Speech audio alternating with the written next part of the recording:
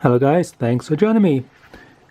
Today I'm going to show you a series of books which I've been buying off eBay recently. I bought these over the last few months and they're quite nostalgic books for me. They all were published in the 1970s, and the reason they're nostalgic for me is because I had these books when I was about 14. I think most of us have a military history or military library at home, and I had my very first one between the ages of 12 and 14, I guess. As many of you know, I lived in Germany as a kid. We left Germany when I was 14 and a bit, and all my books were left behind, unfortunately, so none of them came back with me. So as I say, I bought these off eBay just to kind of recreate my teenage library. And I thought you might be interested in just have a look at what I was reading as a kid. I got this book here, not this edition here, obviously, as I say, I got this off eBay, but the original one my father bought me must have been about 1978. I was in hospital at the time. I was getting my appendix taken out, and he bought that for me to read. And it's a British book called Hitler's War Machine, and my father bought that in the local AFES bookshop, which is the army bookshop. And at the time, as I would have been about 12, 13, I was starting to build model tanks mostly, and I really love this book here. It has basically tells you all about the, as it says on the cover, Hitler's war machine and military, Air Force, Navy, Army. But it had all these nice illustrations of tanks here, which I really enjoyed looking at, and they kind of inspired me with my model building, which is why I really like the book here. I didn't really read the book as a kid. I recently reread the entire book. It's quite an interesting book with quite a lot of detail, quite a lot of information. But back in the day when I had it, I was basically more interested in the drawings and the photographs. So you got all the camouflage patterns here. And as I said, I was making models at the time, and I took a lot of inspiration from this book here. I had a Stug 3 as a model Stug, and it had basically the same camouflage on it once I finished it. And that was one of my favorite models there, the 231. I had mine in desert camouflage, but that was one of my favorite models as a kid. And I really liked the photographs in the book. One of the reasons I became interested in the German army and their uniforms and equipment. Again, as I said, I was making a lot of tank models as a kid, and I bought this book here in a German department store. Again, this is when I bought it off eBay, but I had the original one back in the day. It's a German translation of a British publication. If you grew up in the United Kingdom back in the 1970s, you will probably remember this particular series here of magazines, and they had various subjects here. And as I say, this is the German translation that came out, I think, about 1975. Again, I bought my copy in the local German department store where we were living, in the town we were living in. And it says Deutsche Panzer des Zweiten Weltkriegs, or German tanks of the Second World War.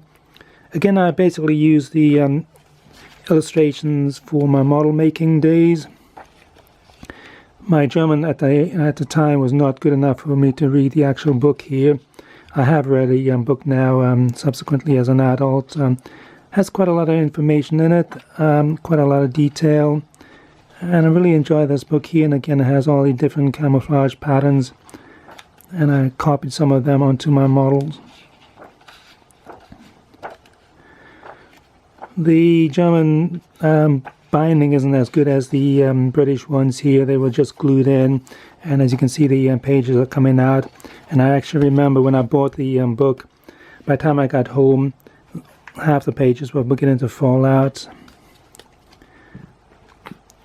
And I'm moving on to my very favorite books that I had back in the day, and they were part of the Ballantine Violent Century series, and I had all these books here.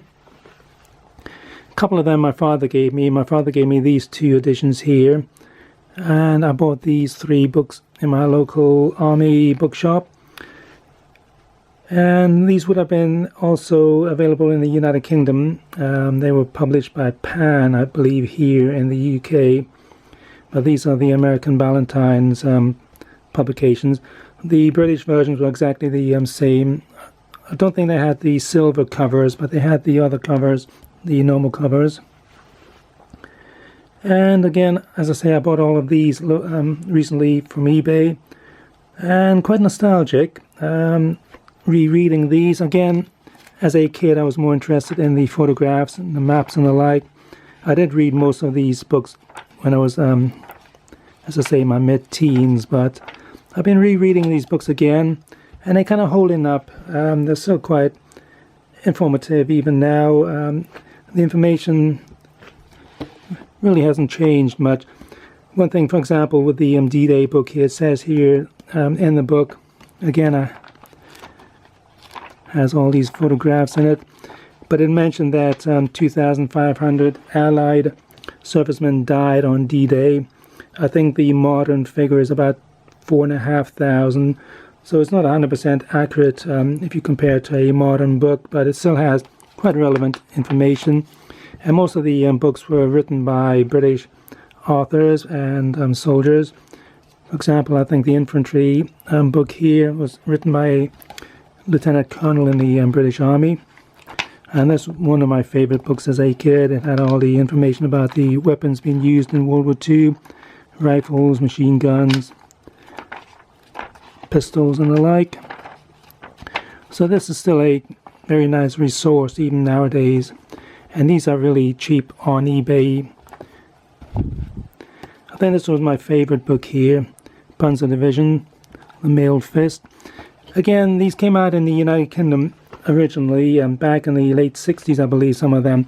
I think they originally came out like 1969, 1968, thereabouts.